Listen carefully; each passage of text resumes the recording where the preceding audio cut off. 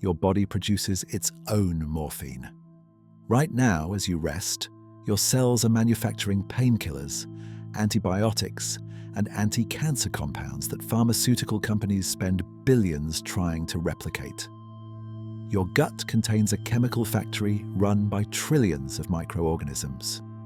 Your saliva holds molecules more powerful than medications. And plants, those quiet green beings outside your window, have been developing medicine for 400 million years, longer than humans have walked this earth. Welcome. Tonight, we're exploring natural medicine not as mysticism, but as chemistry. How willow trees defend themselves with aspirin. How your breath changes your blood in seconds. How ancient healers discovered what modern laboratories are only now beginning to prove. If you enjoy this journey, a like or subscription helps others find their way here too. But for now, let everything soften. Let your mind drift towards curiosity.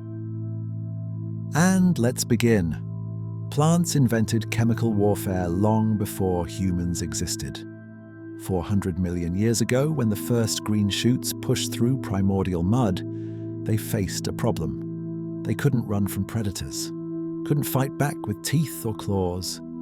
So they became chemists. They learned to manufacture thousands of toxic compounds, bitter alkaloids, stinging acids, anything to make themselves unpalatable to the insects and animals that wanted to devour them. What they created was an arsenal, and we call it medicine.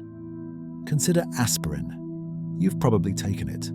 A simple white tablet that stops pain and prevents heart attacks. But aspirin is not a human invention. It's a theft.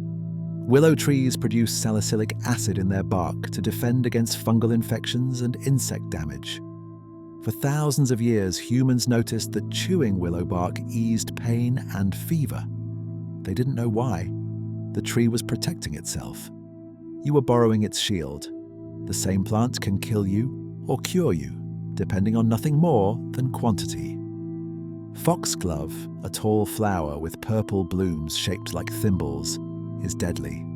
Eat a handful of its leaves and your heart will stop within hours. Yet that same plant produces digoxin, a compound that has saved millions of lives by regulating heart rhythm. Chemotherapy drugs come from the Pacific yew tree. The rosy periwinkle treats childhood leukemia. Morphine flows from opium poppies that evolved it to paralyze insects feeding on their seed pods. One moment it's a plant defending itself. The next moment it's anesthesia in a surgical suite, dulling agony that would otherwise be unbearable. Why does your body even respond to plant chemicals? Because you evolved together. For millions of years, your ancestors ate plants, breathed air filtered through leaves, walked on soil rich with root exudates. Your cells learned to recognize these compounds. Your receptors shaped themselves around plant molecules, the way a lock shapes itself around a key. This is why chamomile makes you calm, why capsaicin burns, why caffeine wakes you. Your biology is not separate from the green world. It grew in conversation with it. A single leaf, if you examined it at the molecular level, contains thousands of compounds that laboratories still cannot synthesize. Not just one active ingredient, but symphonies of molecules working together in ways science is only beginning to map. When you eat an orange, you're not just consuming vitamin C. You're ingesting flavonoids, carotenoids, limonene, hesperidin, over 400 separate bioactive compounds that interact with your cells in cascading patterns. The reductionist model, isolate the chemical, put it in a pill, ignores the fact that whole plants deliver medicine differently than isolated extracts. Synergy. The word scientists use when they admit the whole is greater than the sum of its parts. Coffee beans are insecticides. That's not poetic language. Caffeine evolved in coffee plants, tea leaves, and cacao pods to paralyze and kill insects attempting to eat them. It blocks adenosine receptors in insect nervous systems, causing paralysis. In humans, it does something different. It blocks the same receptors, but instead of paralysis, you get alertness.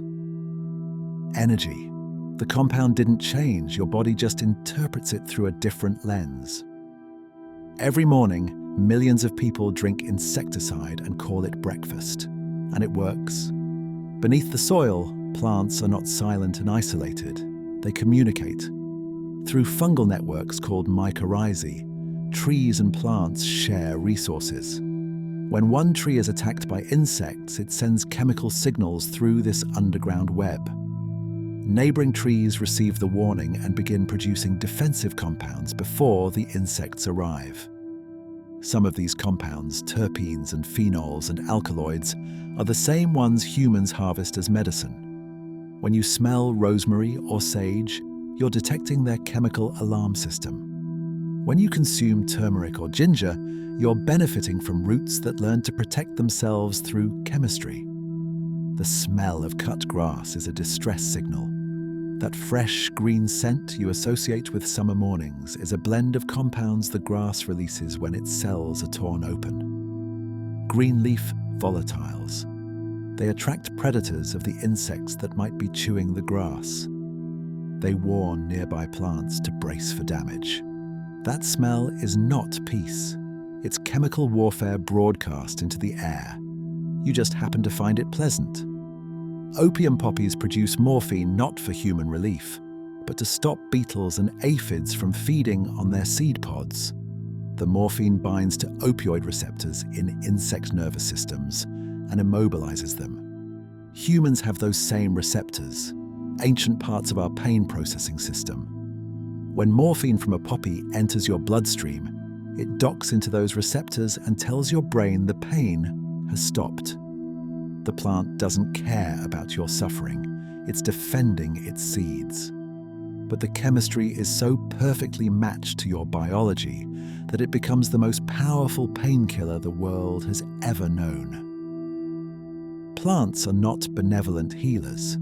They are survival machines that happen to produce compounds your body recognizes. And because of that beautiful accidental compatibility, you can borrow their defenses, steal their chemistry, and call it medicine. Right now, while you rest here, your brain is releasing endorphins. These are not abstract concepts. They are molecules, small proteins that your pituitary gland and hypothalamus manufacture on demand. Endorphins bind to the same receptors in your nervous system as morphine. The word itself reveals the theft. Endogenous morphine. Morphine from within. Your body produces its own opiate, triggered by pain, stress, exercise, laughter, even anticipation. When you feel that runner's high, that wave of calm after crying, that relief when tension finally breaks, you're experiencing your internal pharmacy dispensing its own drugs. No prescription needed. The chemistry was already inside you. While you sleep tonight, your cells will produce compounds that hunt cancer. Tumor necrosis factor, interferons, natural killer cells that patrol your bloodstream looking for mutations. Sleep is not rest in the passive sense. It's active medicine. During deep sleep, your immune system ramps up production of cytokines, signaling proteins that coordinate attacks on infections and damaged cells. People who sleep less than 6 hours consistently show lower cancer-fighting activity. Your body needs darkness and stillness to manufacture its best defenses. The repair happens while you're gone. While your conscious mind drifts away, your deeper systems activate their pharmacy and begin the work of surveillance and repair. Your saliva contains opioorphin, a painkiller 6 times more powerful than morphine, gram for gram. It works differently, inhibiting the enzymes that break down your natural endorphins, letting them linger and accumulate. You produce it constantly. Right now, there are trace amounts in your mouth. Most of the time, you don't need it, so it stays at low levels. But when pain strikes, production increases. It's not enough to numb a surgery, but it's enough to dull the small agonies, the bitten cheek, the scraped knee, the tension headache that fades, without you noticing why. You've been carrying your own painkiller in your mouth your entire life and probably never knew it had a name. What if your mind could activate healing with nothing but belief? The placebo effect is not imagination. It's not people pretending to feel better. It's your brain convinced that medicine is coming, releasing real chemicals that produce real changes. In studies, people given fake painkillers show increased activity in their prefrontal cortex and decreased activity in pain-processing regions. Their brains release endorphins and dopamine. The relief is measurable. Surgery patients who believe they're healing faster actually do heal faster, with lower infection rates and shorter hospital stays. Your expectation becomes biology. The mind doesn't just observe the body, it directs the pharmacy. And sometimes the most powerful prescription is the belief that one is coming. 90% of your body's serotonin is made in your gut, not your brain, your intestines. Serotonin, the chemical associated with mood, sleep, appetite, and emotional stability, is primarily manufactured by enterochromaffin cells lining your digestive tract. These cells are in constant communication with the bacteria living in your gut, those trillions of microorganisms that digest your food and synthesize compounds you cannot make alone. When your gut bacteria are balanced, serotonin production runs smoothly. When they're disrupted by antibiotics, stress, or poor diet, mood falters. Depression isn't always in your head. Sometimes it's in your stomach. The gut is called the second brain for good reason. It has its own nervous system, over 500 million neurons, and it manufactures the chemicals that shape how you feel. Your immune system operates on a clock. It doesn't respond the same way at noon as it does at midnight. Vaccines given in the morning produce stronger antibody responses than those given in the evening. Inflammation peaks in the early morning hours. Your body temperature drops at night to conserve energy for immune surveillance. White blood cells increase during sleep. This rhythm is controlled by circadian genes inside nearly every cell. Tiny molecular clocks that oscillate in roughly 24-hour cycles. When you disrupt this rhythm with shift work, jet lag, or chronic sleep deprivation, your internal pharmacy loses its timing. Cortisol spikes at the wrong moments. Immune cells patrol sluggishly. Healing slows. Your body's medicine is most effective when it's delivered on schedule. And the schedule is set by light, darkness, and the deep biological memory of day and night. 3 deep breaths can change your blood chemistry. Inhale slowly, exhale longer. Do this 3 times and your vagus nerve, that wandering nerve that connects your brainstem to your heart, lungs, and gut, sends a signal. Parasympathetic activation. Your heart rate slows, blood pressure drops, cortisol decreases. The breath is not just air exchange, it's a lever you can pull to shift your entire physiology. Yogis knew this thousands of years ago and called it pranayama. Science now measures it and calls it heart rate variability, respiratory sinus arrhythmia, vagal tone. The language changed, the mechanism didn't. Your breath is a drug you carry everywhere. And unlike the pills in your cabinet, it has no side effects, no tolerance, no withdrawal. Just access, immediate and free. Fever is medicine, not malfunction. When your body detects an infection, it deliberately raises its temperature. This is not the virus causing damage. This is you fighting back. Most bacteria and viruses thrive in a narrow temperature range. Raise the heat by even a few degrees, and they struggle to replicate. Meanwhile, your immune cells, T cells, and macrophages become more active in the heat. They move faster, kill more efficiently. Fever also triggers the production of heat shock proteins, molecules that protect your cells from damage and help them recover after the infection passes. Suppressing every fever with medication can interfere with this process. Sometimes the discomfort is the cure. Your body isn't broken when it burns. It's dosing itself with heat. Inflammation is your pharmacy's emergency response team. When tissue is damaged or infected, your cells release chemical signals, histamines, prostaglandins, cytokines. These signals dilate blood vessels, increase blood flow, and call immune cells to the site. That's why injuries swell, redden, and feel warm. It's not chaos, it's recruitment. White blood cells flooding the area to clean up debris and kill invaders. Inflammation becomes a problem only when it doesn't turn off, when the emergency response runs continuously, damaging healthy tissue in the process.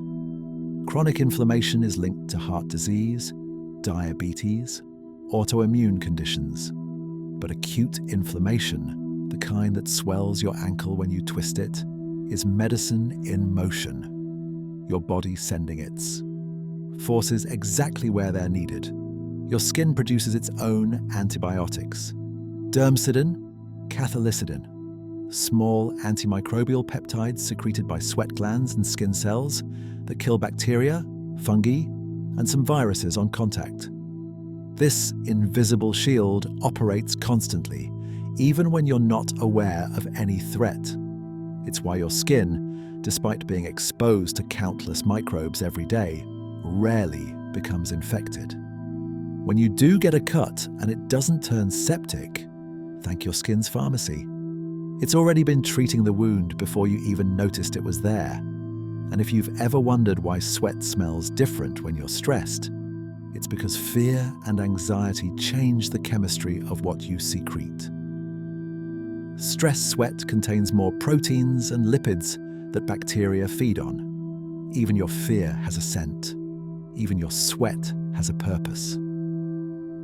In 1972, a Chinese scientist named Tu Youyou was handed an impossible task. Malaria was killing millions. Modern drugs were failing as the parasite evolved resistance. Her team was told to search ancient texts for answers. She found a recipe from 340 AD, written during the Eastern Jin dynasty. Sweet wormwood steeped in cold water. Not boiled, the temperature mattered. When she isolated the active compound, artemisinin, and tested it, the malaria parasite died.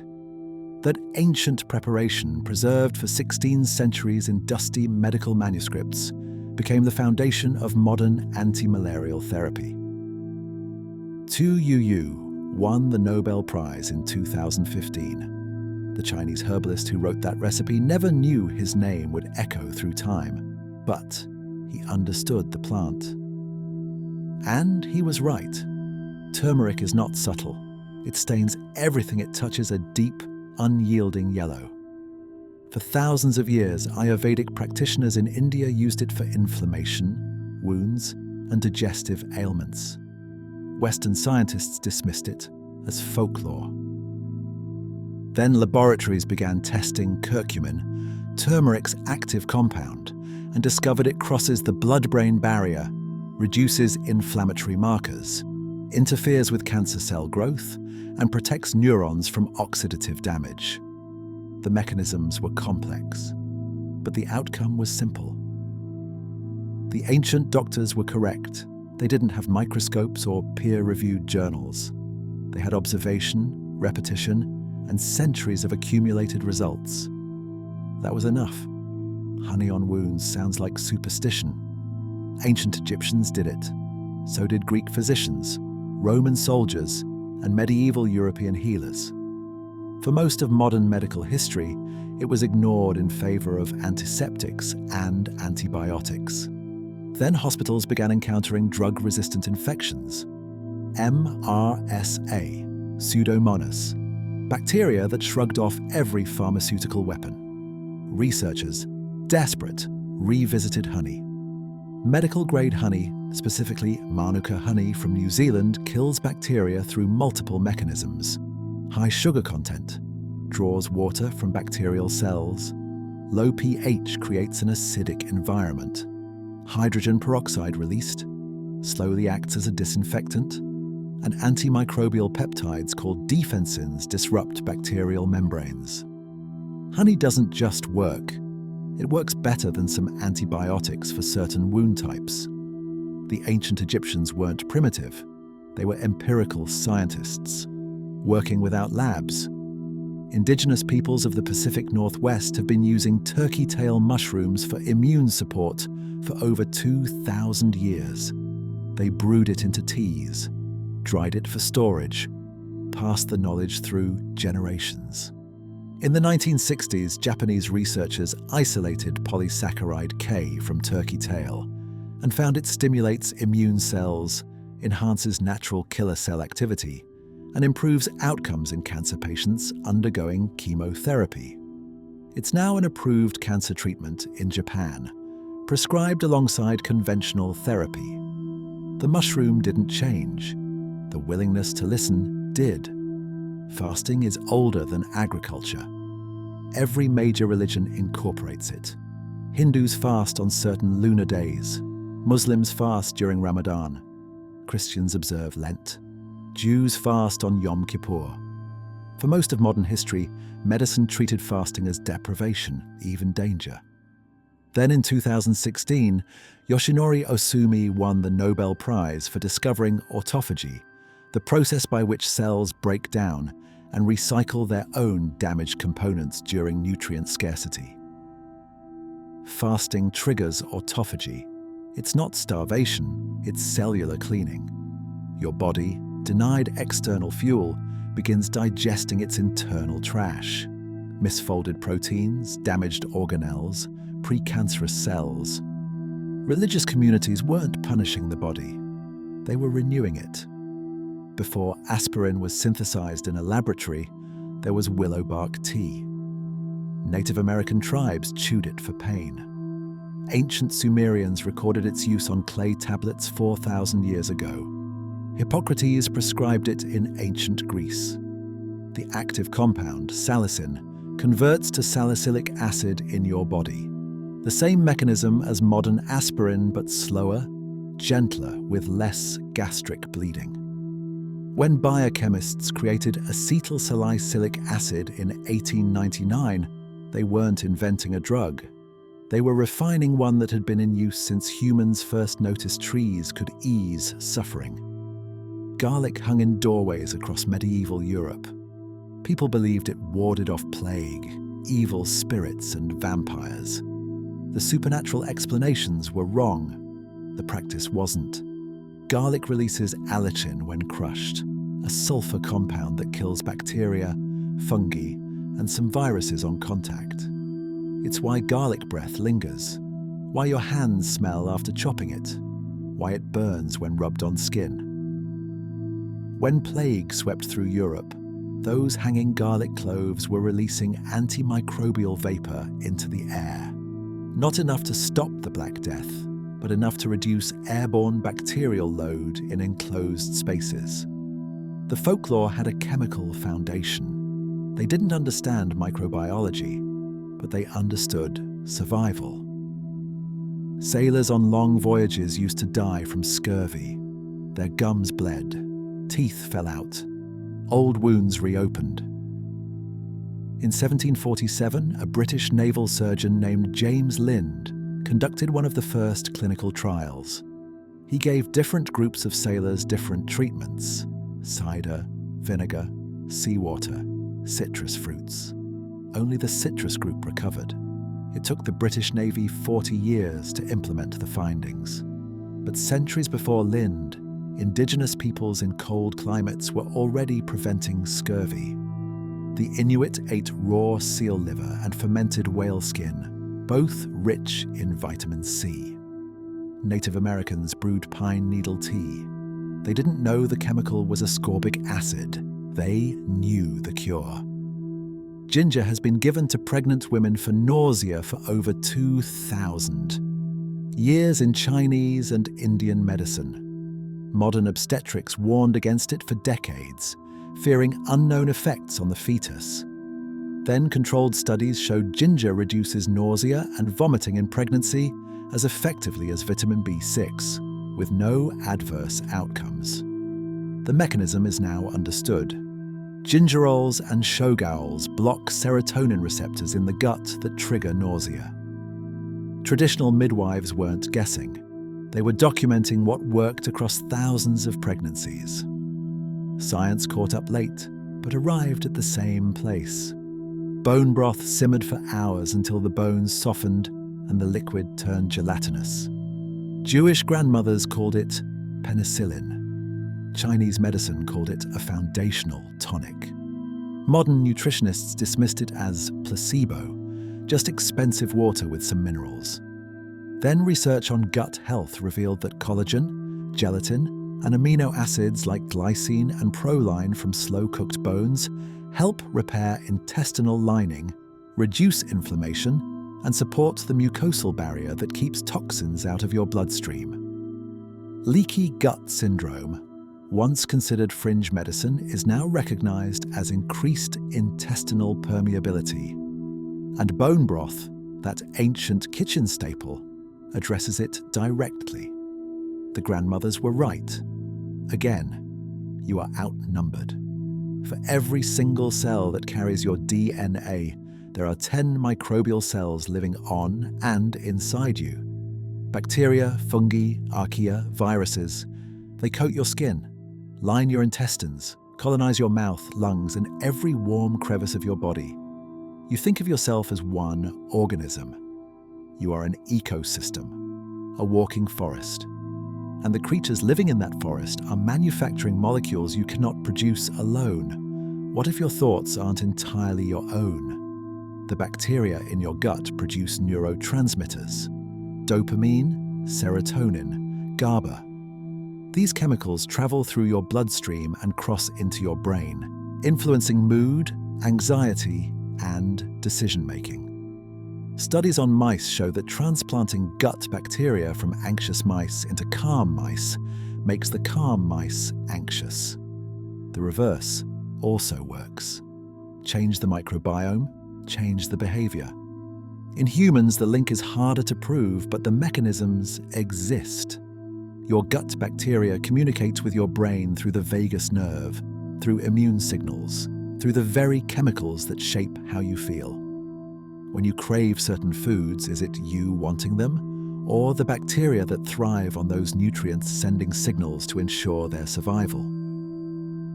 Babies born by cesarean section have different microbiomes than babies born vaginally. During vaginal birth, the infant is coated in the mother's microbes. Lactobacillus, bifidobacterium, protective species that colonize the newborn's gut and train the developing immune system. C-section babies miss this microbial baptism. They're colonized instead by skin bacteria and environmental microbes from the hospital. Some hospitals now swab C-section babies with vaginal fluids immediately after birth to restore that microbial inheritance. The first exposure matters. It shapes immune development, allergy risk, even metabolism for years to come. You didn't enter the world alone. You entered covered in your mother's pharmacy. Fermented foods are not just preserved, they're alive. Sauerkraut, kimchi, kefir, yogurt, miso. Every bite contains billions of living bacteria that survive the journey from jar to mouth to stomach. Most die in the acid bath of your gut, but some make it through. They settle temporarily in your intestines, interacting with the resident microbes, releasing enzymes, breaking down compounds your body can't digest alone, producing vitamins, fighting off pathogens. They don't stay forever. But while they're there, they change the environment.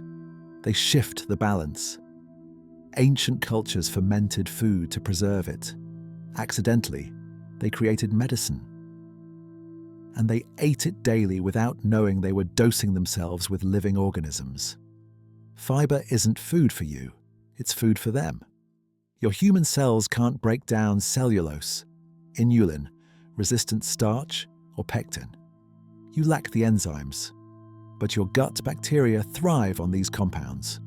When you eat an apple, the fructose feeds you. The pectin in the peel feeds your microbiome. As bacteria ferment that fiber, they produce short-chain fatty acids: butyrate, propionate, acetate.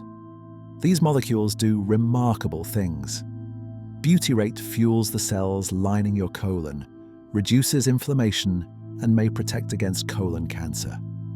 Propionate regulates appetite and glucose metabolism. Acetate crosses into your bloodstream and influences fat storage.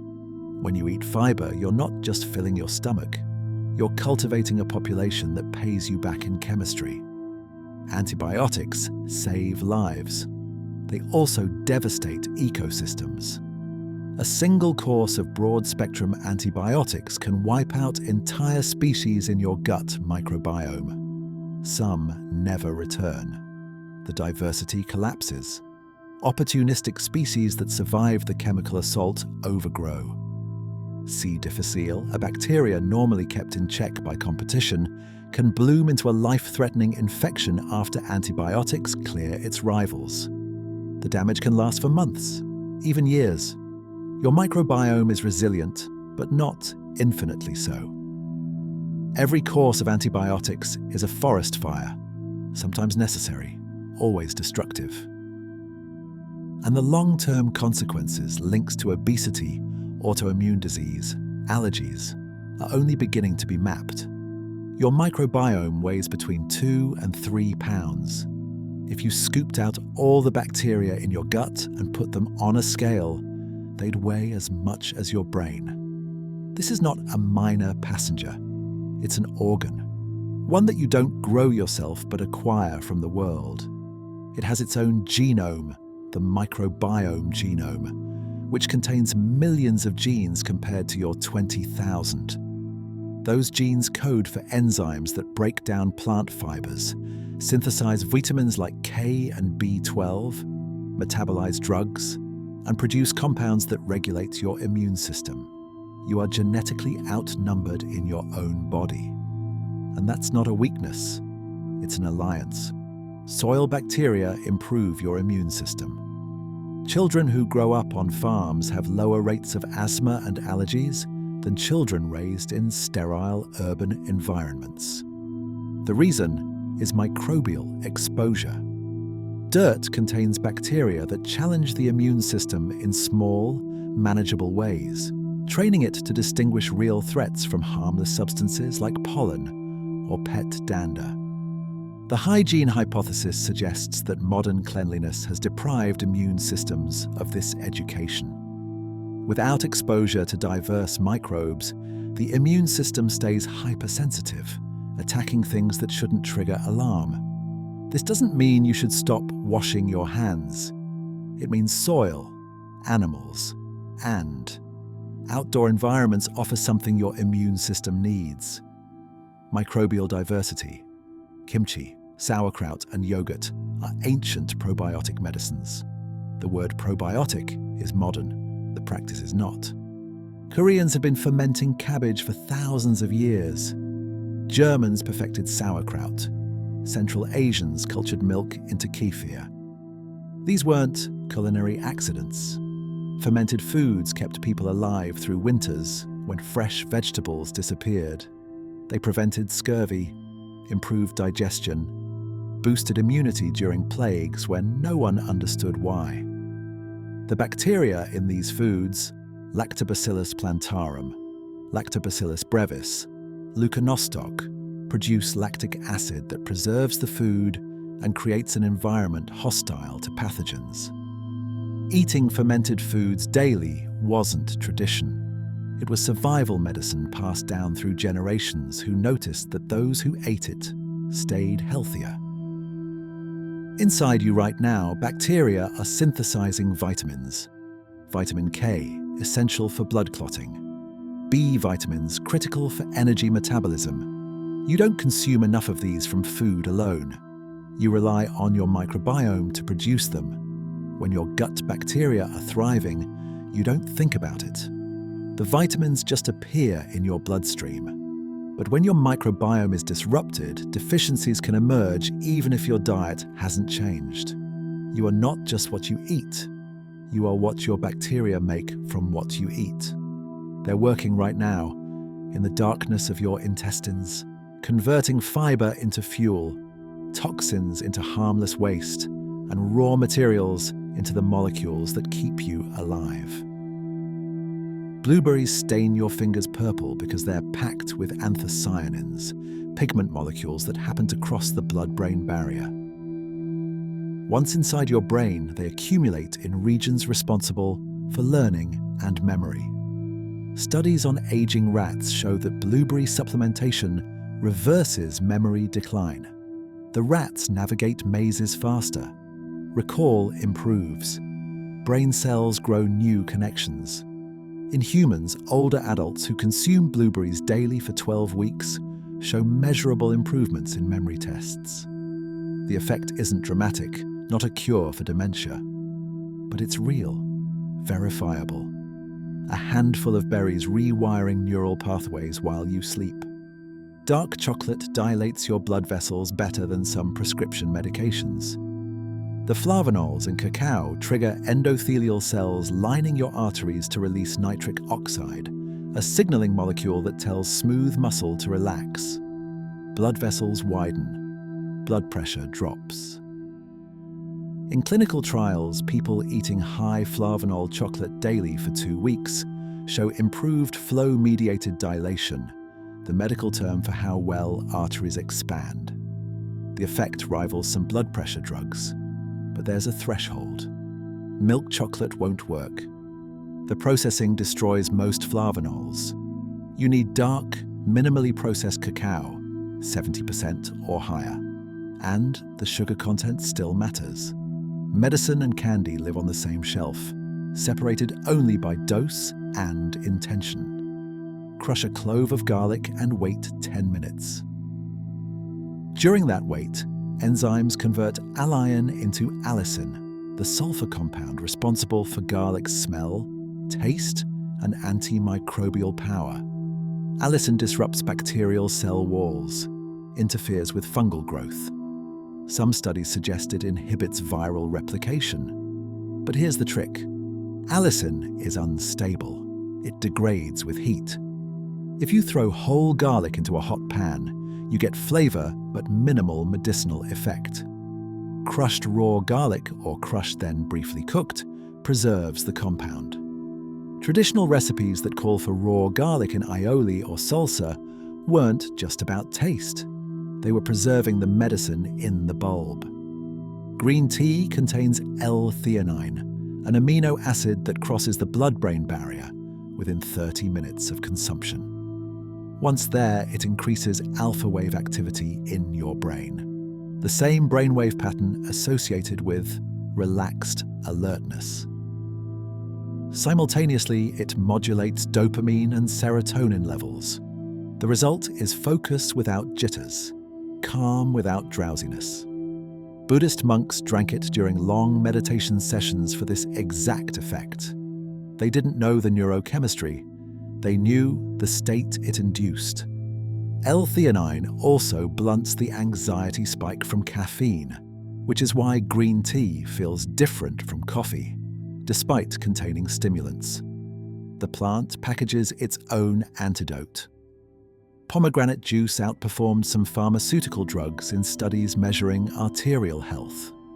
Researchers gave patients with severe coronary artery disease 8 ounces of pomegranate juice daily. After 1 year, the thickness of arterial plaque decreased by 30%. In the control group receiving placebo, plaque increased by 9%. The active compounds, punicalagins and ellagic acid, reduce oxidative stress and inflammation in vessel walls. They prevent LDL cholesterol from oxidizing, the step that turns it from harmless to dangerous. Cardiovascular surgeons now ask patients about pomegranate consumption before attributing improvements solely to medication. Sometimes it's both. Walnuts look like brains, wrinkled, folded. Two hemispheres joined at the center. This resemblance is coincidence, not design. But the chemistry isn't. Walnuts contain high levels of alpha-linolenic acid, an omega-3 fatty acid that gets converted into DHA, a structural component of neuronal membranes. Your brain is 60% fat by dry weight. The type of fat matters. DHA maintains membrane fluidity, supports neurotransmitter function, and protects against neurodegeneration. People who eat walnuts regularly show better cognitive performance in memory and processing speed tests. The shape might be accident. The neurological benefit is not. Ginger blocks nausea at the receptor level, the same way ondansetron and other prescription antiemetics work. It antagonizes serotonin receptors in the gut and the brain's vomiting center. The active compounds, gingerols and shogaols, bind competitively, preventing serotonin from triggering the nausea cascade. In clinical trials comparing ginger to vitamin B6 for pregnancy-related nausea, ginger performed equally well. For motion sickness, it outperforms some over-the-counter drugs. Sailors chewed crystallized ginger on long voyages. Pregnant women sip ginger tea. The delivery method changes. The mechanism stays the same. Cinnamon mimics insulin. Not perfectly, but close enough to matter. Compounds in cinnamon, particularly methyl hydroxychalcone polymer, activate insulin receptors on cell surfaces, telling cells to open glucose channels and pull sugar from the bloodstream. In people with type 2 diabetes, half a teaspoon of cinnamon daily lowers fasting blood glucose by 18 to 29% in some studies. It doesn't replace insulin or medication, but it assists, supports, enhances. Traditional Ayurvedic and Chinese medicine used cinnamon for excess thirst and urination, symptoms we now recognize as diabetes. They couldn't measure blood sugar, but they measured outcomes. Beets turn your urine pink because they contain betalains, pigments your body can't fully break down. But that's cosmetic. What matters is the nitrate. Beets are one of the richest dietary sources of inorganic nitrate, which your body converts into nitric oxide. Nitric oxide relaxes blood vessels. Blood flows easier.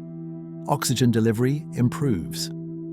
Athletes drink beet juice before competition because it demonstrably enhances endurance, lowering the oxygen cost of exercise by up to 16% in some studies. The effect kicks in within 2 to 3 hours. Drink beet juice at noon. Race at 2 p.m. Your vessels open. Your muscles thank you. Bone broth simmered for 12 hours. Pulls collagen and gelatin from bones, cartilage, and connective tissue. As these proteins break down, they release amino acids: glycine, proline, glutamine. Glycine modulates inflammation and supports detoxification pathways in the liver. Proline rebuilds connective tissue. Glutamine repairs the intestinal lining, sealing gaps between cells that allow undigested food particles and bacteria to leak into the bloodstream. Leaky gut, once dismissed as alternative medicine nonsense, is now called increased intestinal permeability and recognized as a contributor to autoimmune conditions. The broth doesn't cure disease, but it provides raw materials for repair. Simple, ancient, effective. A flower that makes you sleepy shouldn't bind to the same brain receptors as a prescription tranquilizer, but chamomile does. The compound apigenin, found in chamomile petals, attaches to benzodiazepine receptors in your central nervous system. These are the same sites where Valium, Xanax, and other anti-anxiety medications dock. The effect is gentler. Chamomile won't knock you unconscious, but the mechanism is identical. A cup of tea activating the same molecular switch as a pharmaceutical designed in a laboratory. Nature arrived there first. millions of years before chemistry could name the receptor. Breathe in lavender, and your brain waves shift within minutes. Not metaphorically, measurably. EEG recordings show increased alpha wave activity, the frequency associated with wakeful relaxation. The scent molecules linalool and linaloyl acetate travel through your olfactory bulb directly into the limbic system, the ancient brain region governing emotion and memory. This pathway bypasses conscious processing. You don't decide to relax. The scent decides for you. Hospitals diffuse lavender oil in recovery rooms because patients require less pain medication. Dentists use it to reduce pre-procedure anxiety. The flower isn't working through belief. It's working through chemistry arriving on air. Passion flower increases GABA, gamma-aminobutyric acid, the neurotransmitter that tells your brain to quiet down. When GABA levels rise, neural excitability drops. Racing thoughts slow. The physical tension that accompanies anxiety begins to dissolve. Passion flower doesn't create GABA. It prevents its breakdown. By inhibiting the enzyme GABA transaminase, it lets naturally produced GABA accumulate. The result is a gradual softening rather than sedation. Traditional herbalists in the Americas used passion flower for nervousness and insomnia. They didn't have the language of neurotransmitters. They had centuries of watching people sleep. In chronic stress, your cortisol never drops. It should rise in the morning to wake you, then decline through the day, reaching its lowest point at night. But prolonged stress flattens this curve. Cortisol stays elevated, sleep suffers. Inflammation persists. Ashwagandha, an adaptogen used in Ayurveda for over 3,000 years, lowers cortisol by 27 to 30% in people under chronic stress. The mechanism involves modulation of the hypothalamic pituitary adrenal axis, the stress response system. Ashwagandha doesn't eliminate stress. It recalibrates how your body responds to it. The stressor remains. The internal reaction dampens. Your nervous system has two modes: fight or flight and rest and digest, sympathetic and parasympathetic. Most people in modern life are locked into sympathetic dominance. Heart rate elevated, digestion suppressed, immune function reduced, muscles tense. The body believes it's running from a predator that never appears. Certain plants flip the switch. They don't do this through sedation, but through activation of the parasympathetic branch. Heart rate variability increases, the sign of a flexible, responsive nervous system. Breath deepens automatically. The shift isn't sleep, it's safety. The body finally receives the signal that the threat has passed. Magnesium deficiency is invisible until it isn't. You don't feel it creeping in. Then one day you're irritable, anxious, unable to sleep despite exhaustion. Magnesium regulates over 300 enzyme systems. One of those systems controls NMDA receptors, which govern neural excitability. Without adequate magnesium, these receptors fire too easily. The nervous system becomes hypersensitive. Every stimulus feels amplified. Dark leafy greens, nuts, seeds, and whole grains provide magnesium that pills can't fully replicate, because food delivers it alongside cofactors that enhance absorption. Spinach isn't just iron, it's a mineral complex that calms the electric chatter of an overstimulated mind. Holy basil, called tulsi in India, doesn't just lower stress, it prevents stress hormones from damaging cells. When cortisol surges, it triggers oxidative stress, a cascade of molecular damage that accelerates aging. Tulsi contains ursolic acid and eugenol, compounds that neutralize free radicals and protect cellular machinery from stress-induced breakdown. In animal studies, rats given Tulsi before being subjected to stress show less gastric ulceration, less immune suppression, less memory impairment. The plant doesn't remove the stressor. It shields the body from its consequences, like armor that absorbs impact without blocking movement. Lemon balm blocks the enzyme that breaks down acetylcholine, the neurotransmitter involved in learning, memory, and calm focus.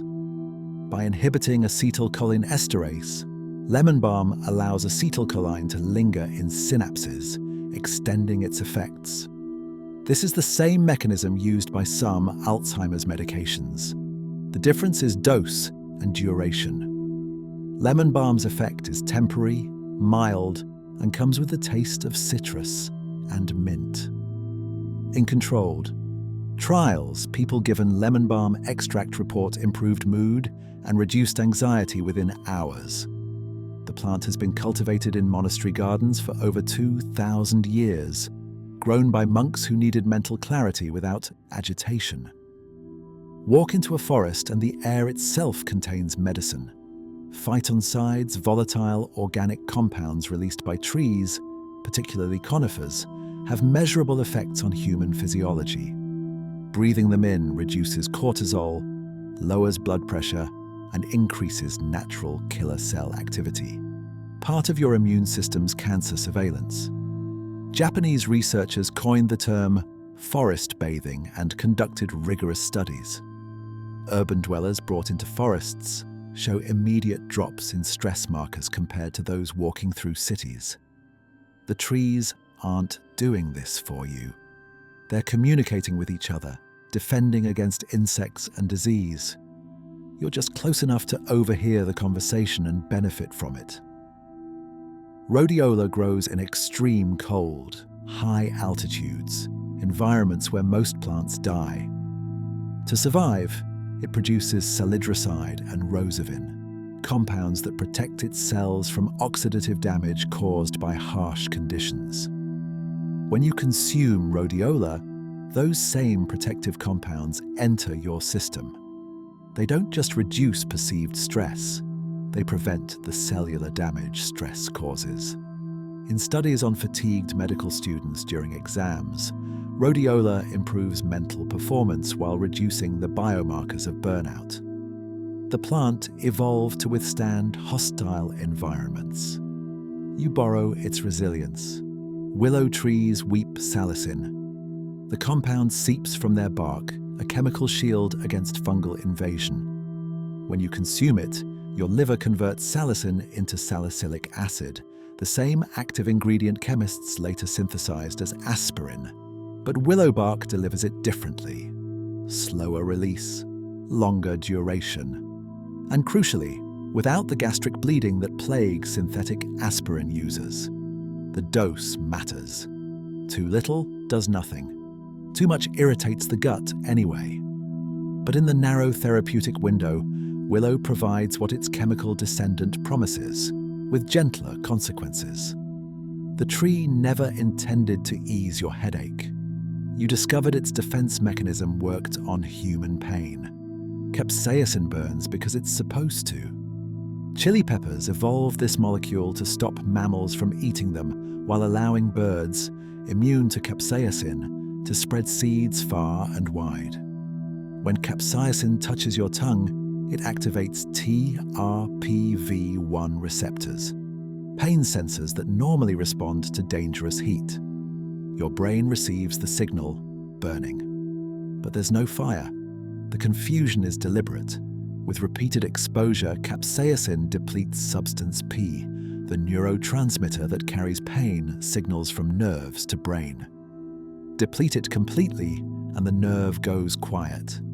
This is why capsaicin creams work for arthritis, nerve pain, and shingles.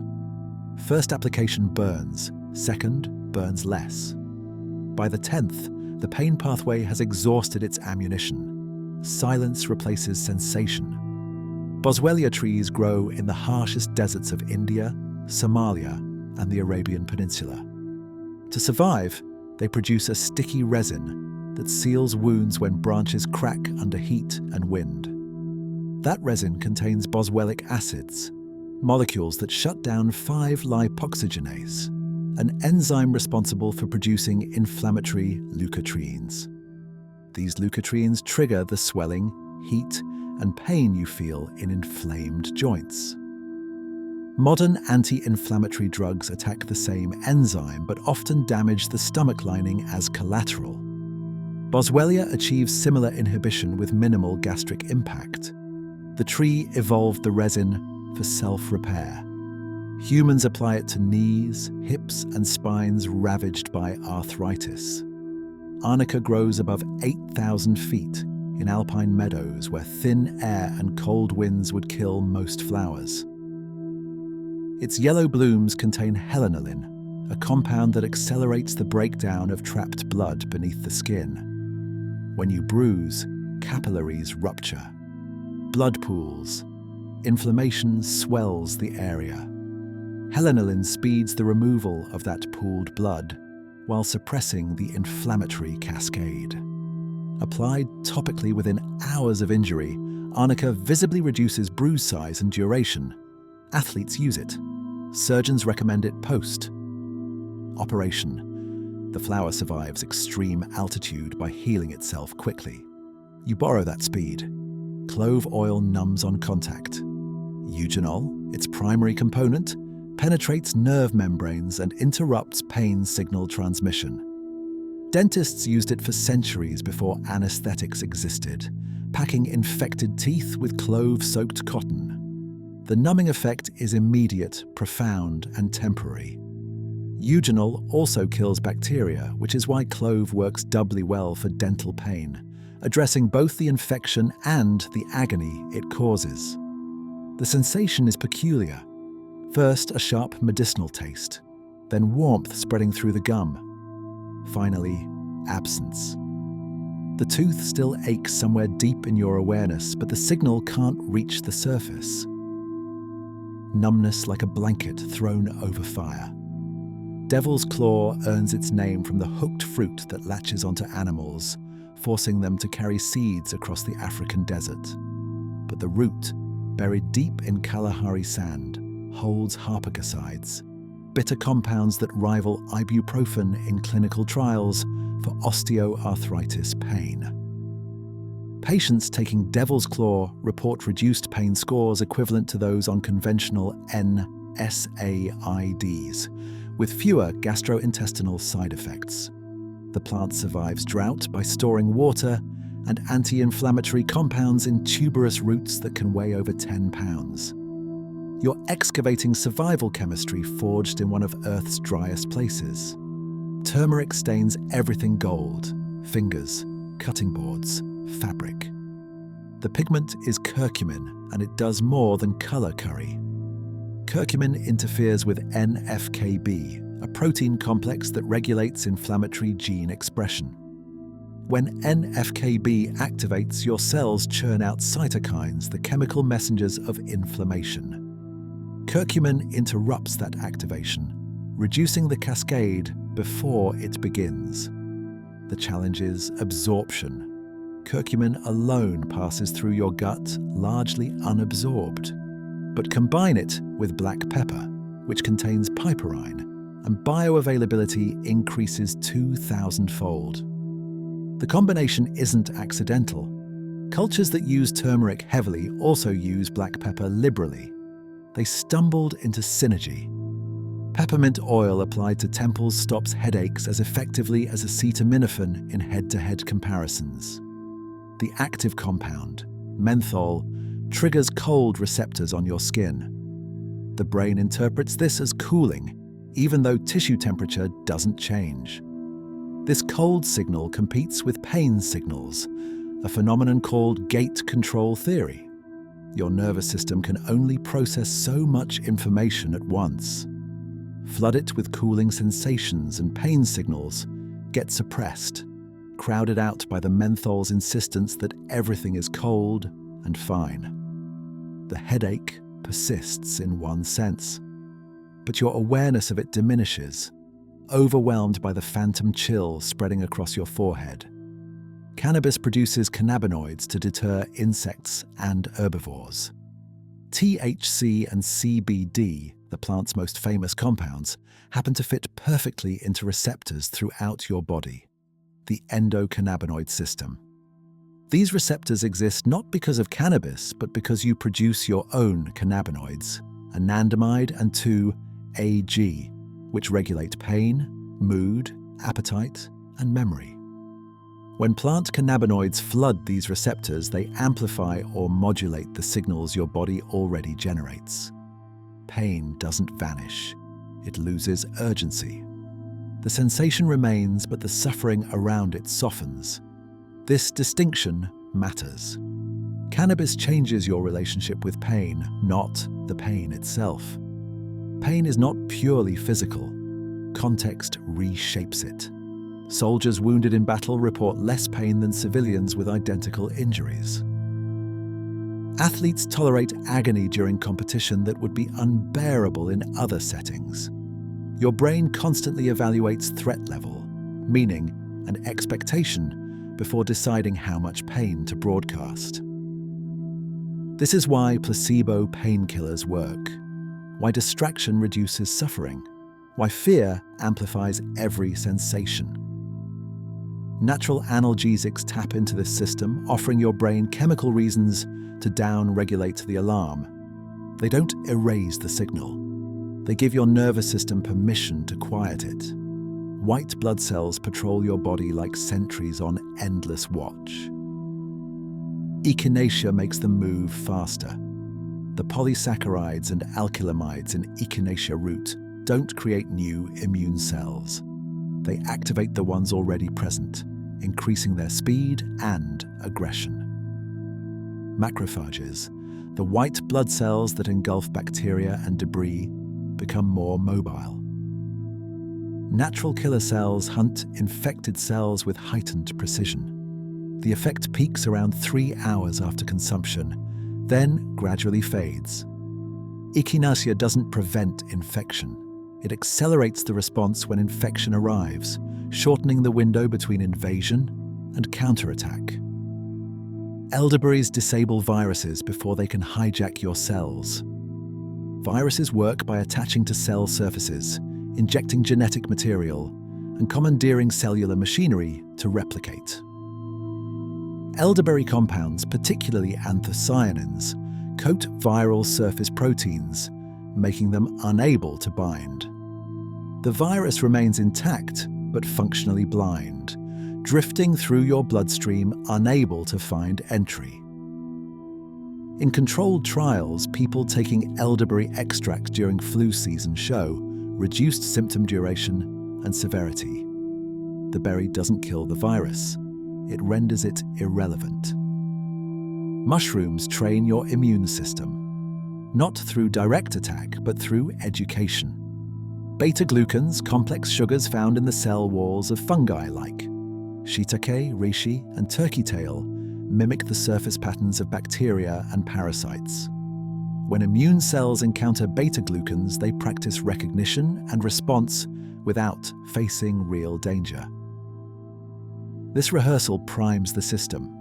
Later, when actual pathogens appear, the immune response is faster, sharper, more coordinated. The mushroom is a decoy, a training dummy, and your immune system learns. Ascorbic acid, the chemical name for vitamin C, sounds sterile and industrial, but inside your body, it's currency. White blood cells hoard it. During infection, immune cells consume vitamin C at 50 times their normal rate, burning through reserves to fuel the oxidative burst that kills invaders. Without adequate vitamin C, this burst weakens. Phagocytes engulf bacteria but fail to destroy them. Whole foods, citrus, peppers, broccoli deliver vitamin C alongside bioflavonoids that enhance absorption and extend its activity. A pill provides the molecule. Food provides the ecosystem. Zinc sits at the intersection of immunity and survival. Every enzyme involved in DNA replication requires it. Every immune cell that divides to meet an infection requires it. When zinc levels drop, T-cell production slows. Antibody synthesis falters. The thymus gland, where immune cells mature, begins to shrink. Pumpkin seeds, oysters, and legumes supply bioavailable zinc. But absorption depends on stomach acid, which declines with age. This is why older adults, even with adequate zinc intake, sometimes show deficiency. The mineral is present, but unreachable. At birth, your thymus gland is large, active, churning out fresh T cells to populate your developing immune system. By age 40, it's half the size. By 70, it's mostly fatty tissue. This shrinkage is called thymic involution, and it cripples adaptive immunity. Astragalus, a root used in Chinese medicine for over 2,000 years, slows this decline. In animal models, astragalus extract increases telomerase activity in immune cells, the enzyme that maintains chromosome length and cellular youth. The thymus doesn't regrow, but its remaining tissue stays functional longer. Oregano oil kills across kingdoms: bacteria, viruses, fungi. The compound carvacrol disrupts microbial cell membranes, creating leaks that collapse internal pressure. For single-celled organisms, this is catastrophic. For human cells, which have different membrane chemistry, carvacrol passes with minimal impact. The selectivity isn't perfect. High doses irritate mucous membranes, but diluted properly, oregano oil works as a broad-spectrum antimicrobial without the collateral damage of antibiotics that wipe out beneficial bacteria alongside pathogens. Bees manufacture propolis from tree resin, pollen, and enzymes, using it to seal hive cracks and coat intruders they can't remove. The substance contains over 300 compounds: flavonoids, phenolic acids, terpenes. Together, they create an environment hostile to bacteria, viruses, and fungi. Humans have used propolis for throat infections, wounds, and immune support for millennia. Modern research shows it stimulates macrophage activity and increases antibody production. The hive's defense becomes yours. A borrowed fortress made of tree sap and bee chemistry. Telomeres cap the ends of your chromosomes like plastic tips on shoelaces, preventing DNA from fraying during cell division. Each division shortens them. When they become too short, the cell stops dividing and enters senescence, or dies. Immune cells divide frequently, especially during chronic illness or stress. Their telomeres shorten faster. Astragalus contains cycloestragenol, a compound that activates telomerase, the enzyme that rebuilds telomere length. The effect is modest, not miraculous.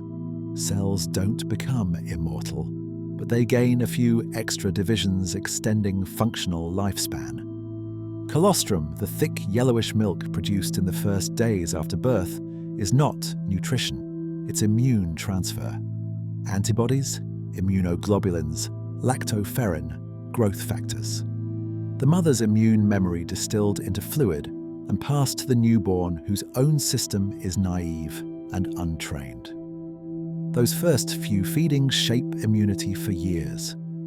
Some adults take bovine colostrum as a supplement, hoping to borrow antibodies developed in cows. The science is mixed. Cow antibodies don't perfectly match human pathogens, but the growth factors and immune-modulating compounds remain active across species. What if the key to sharper thinking was already growing in temple courtyards across Asia? Ginkgo biloba trees have survived 200 million years, outlasting dinosaurs, ice ages, and even the atomic bomb dropped on Hiroshima. One ginkgo tree, less than a mile from the blast center, sprouted new growth the following spring. The tree's resilience comes from compounds that protect cells from oxidative stress and improve blood flow.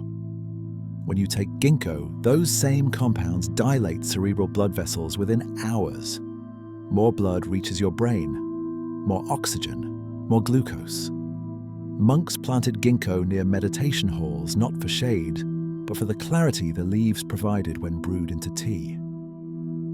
Lion's mane mushroom looks like a white waterfall cascading down dead trees. Its appearance is accidental beauty.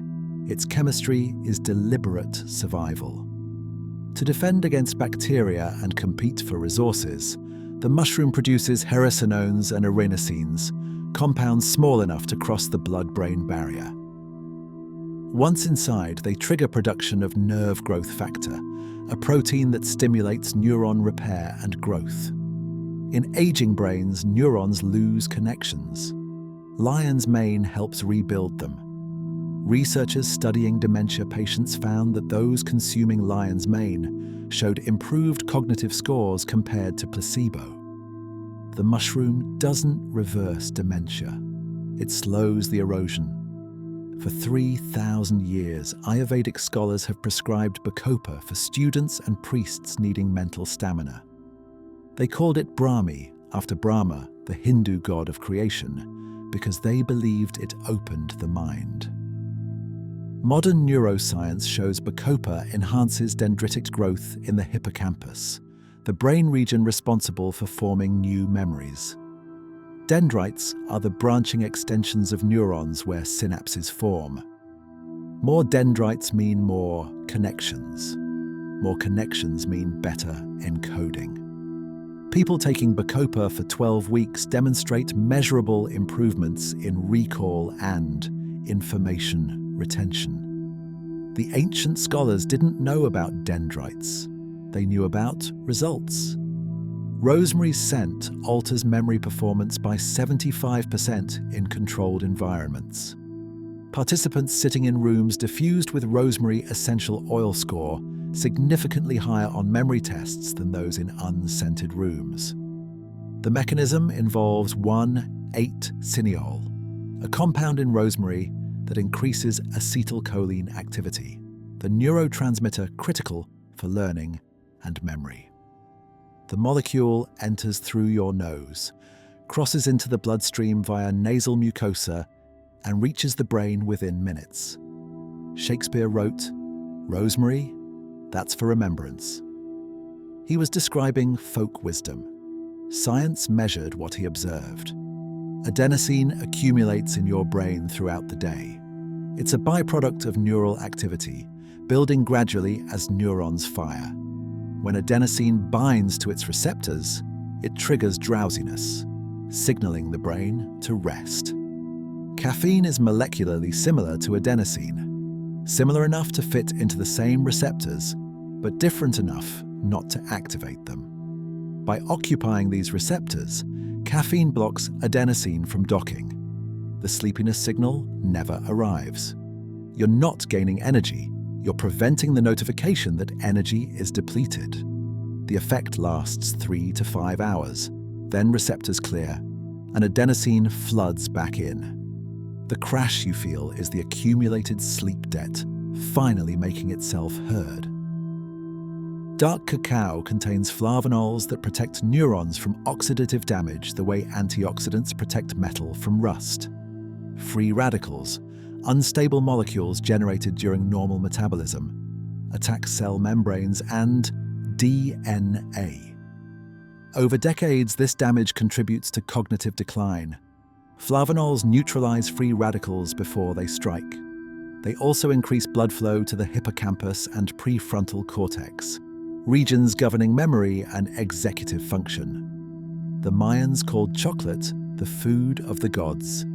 They consumed it before battles and ceremonies. They weren't indulging, they were dosing. Your brain, by dry weight, is 60% fat. Not just any fat. Specific fatty acids, particularly DHA, docosahexaenoic acid, an omega-3 found in algae and the fish that eat them. DHA integrates into neuronal membranes, maintaining fluidity and allowing efficient signal transmission.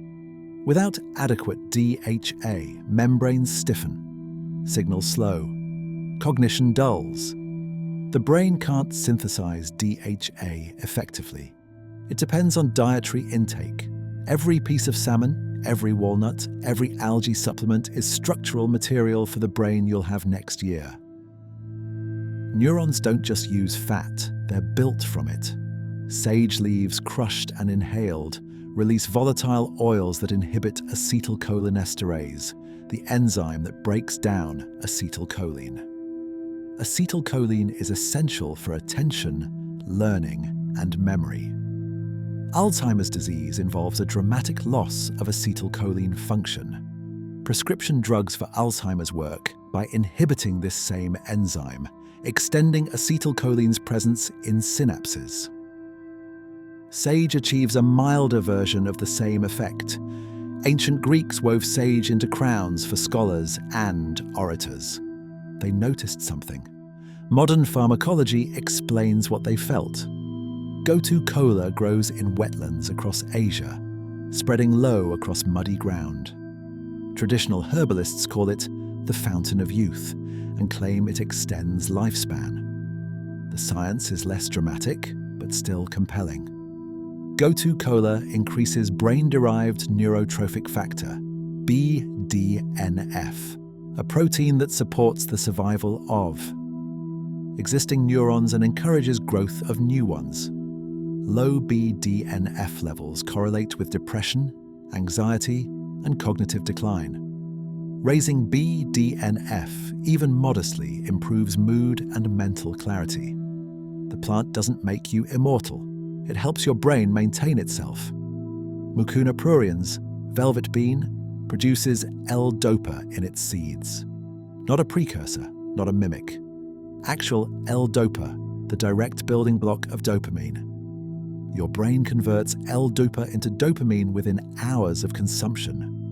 Dopamine governs motivation, reward, movement, and focus. Parkinson's disease results from dopamine-producing neurons dying. The standard treatment is synthetic L-dopa. Mucuna provides the same molecule, packaged with other compounds that may enhance absorption and reduce side effects. Indigenous communities in tropical regions have used mucuna for vitality and mood for centuries. They were supplementing dopamine before neuroscience had a name for it. Nature invented most of the world's deadliest poisons. Ricin from castor beans, cyanide in apple seeds, strychnine in Nux vomica, aconite in monkshood. The assumption that natural equals safe is a modern invention, ignorant of the fact that plants evolved toxins specifically to kill anything that tried to consume them. The dose separates medicine from murder. A single foxglove leaf can stop your heart. Half that amount, carefully measured, regulates arrhythmia and saves lives. Natural is not a synonym for harmless. It's a reminder that chemistry doesn't care about your intentions. Paracelsus, the 16th century physician, wrote, "The dose makes the poison." He was describing a principle that still governs pharmacology 5 centuries later. Water, consumed in excess, causes hyponatremia and death. Oxygen at high pressure becomes toxic. Vitamin A supports vision at normal levels and causes liver failure at high doses. The same rule applies to plant medicine. Kava calms anxiety at recommended doses and damages the liver when overused. Comfrey heals external wounds and destroys hepatocytes when taken internally. The line between remedy and toxin is often nothing more than quantity. St. John's wort lifts mild depression by increasing serotonin availability. It also accelerates the liver enzyme CYP3A4, which metabolizes over half of all prescription medications. Birth control pills, blood thinners, immunosuppressants, heart medications, all lose effectiveness when that enzyme runs faster. Women have become pregnant while using reliable contraception because St. John's wort sped the breakdown of synthetic hormones. Transplant patients have faced organ rejection because immunosuppressant levels dropped. The herb didn't fail. It succeeded too well, metabolizing medications before they could work. Grapefruit blocks the same enzyme St. John's wort accelerates. CYP3A4 normally breaks down drugs to prevent overdose. Grapefruit compounds, particularly furanocoumarins, disable this enzyme for up to 24 hours. Medications accumulate, a safe dose becomes toxic. Blood pressure drops dangerously. Statins reach levels that destroy muscle tissue. Over 85 medications carry grapefruit warnings. The fruit isn't medicinal, it's interference, disrupting the body's ability to protect itself from pharmaceutical excess. Comfrey grows wild across Europe and North America, its leaves large and fuzzy, often used in poultices for bruises and sprains. Applied externally, allantoin in comfrey speeds cell regeneration and healing. Taken internally, pyrrolizidine alkaloids in the same plant cause veno-occlusive disease, where small veins in the liver become blocked and scar tissue replaces functional tissue. The condition is irreversible. The FDA banned internal comfrey products in 2001. External use remains legal. Same plant. Different outcome based entirely on route of administration. Carver ceremonies in Pacific Island cultures involve drinking a preparation made from the root, producing relaxation without sedation. The traditional method uses fresh root, cold water, and careful straining. Commercial Carver supplements often use dried root, ethanol extraction, and include parts of the plant that traditional users avoided. These processing differences correlate with liver toxicity cases in Europe and North America, while Pacific Islanders using traditional methods show no such damage. Preparation matters as much as the plant itself. Tradition preserved not just the ritual, but the safety. Quality varies wildly in the unregulated supplement market.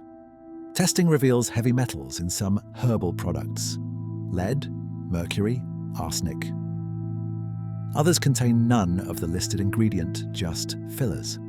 Still others are contaminated with prescription drugs added to make ineffective herbs appear to work. A 2015 investigation using DNA barcoding found that most store-brand herbal supplements contained unlabeled fillers or contaminants. You're trusting that the powder in the capsule matches the label. Sometimes it does, often it doesn't. Regulation is minimal. Verification is rare. Your genetics determine how you process plant compounds. Cytochrome P450 enzymes, the liver's detoxification system, vary between individuals. Some people metabolize caffeine in 2 hours, others take 8. The same variation applies to every plant compound. Some people convert curcumin efficiently, others barely absorb it. Some metabolize codeine into morphine too quickly and overdose. Others hardly convert it at all and feel no pain relief. There's no average person. There's only your specific biochemistry interacting with the plant's specific chemistry. What works for others may not work for you. What's safe for them may not be safe for you. Synergy means the whole plant works differently than isolated chemicals. Aspirin causes stomach bleeding. Willow bark, containing the same salicin, includes tannins and flavonoids that protect gastric lining. Morphine causes constipation. Whole opium contains compounds that counteract this effect. Cannabis delivers THC alongside CBD, which modulates THC's anxiety-inducing properties. Pharmaceutical companies isolate single molecules for patents and standardization. Plants deliver complex mixtures refined by millions of years of evolution. Sometimes isolation improves safety. Sometimes it removes protective cofactors that made the whole plant safer than the extracted part. The future of medicine isn't choosing between plants and pills. It's integration. Indigenous knowledge, tested across generations, meets laboratory precision. Compounds that work are isolated, tested, standardized. Those that fail are discarded. Mechanisms once mysterious become understood. Dosages once approximate become exact. The artemisinin that treats malaria came from ancient texts. The laboratory made it accessible. The taxanes that treat cancer came from yew trees. Chemists synthesized them so forests didn't have to die. Science doesn't invalidate traditional knowledge. It builds on it, clarifies it, extends it. The plant and the lab aren't enemies. They're partners in the same project, reducing suffering. Let the information settle now. Let it drift into background awareness. Like sediment sinking through clear water, your body has been healing itself since you were born. Plants have been offering chemistry since long before humans walked upright.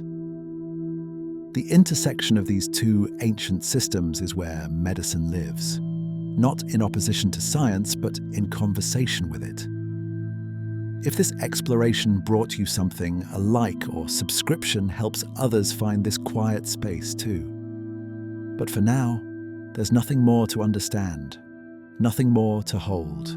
Just the gentle knowledge that nature and your body speak the same chemical language and have been speaking it for millions of years.